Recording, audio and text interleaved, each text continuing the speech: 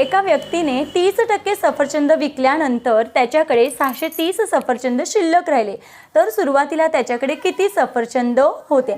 बघा 30% सफरचंद विकले, मग त्यावेळेस किती टक्के? बघा 30% विकले म्हणजे 70% सफरचंद उरले. मग आता उरलेले सफरचंद दिसते आपल्याला, म्हणजे बघा 70% सफरचंद म्हणजे 630 सफरचंद. ठीक आहे. आणि मग आता आपल्याला 100%चं आपण काय करूया? 100% सफरचंद बरोबर x म्हणूया, यांचा तिरका गुणाकार करूया. बघा 70 गुणिले x बरोबर 70x आणि 100 गुणिले 630. आता इथे x एकटा ठेवायचा आणि जो 70 आहे ते इकडे येणार आहेत, मग इथे गुणाकार आहेत, इकडे आल्यावर काय होतं? भागाकार.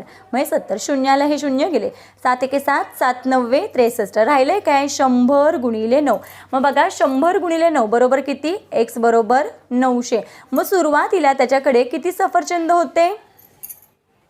सुरुवातीला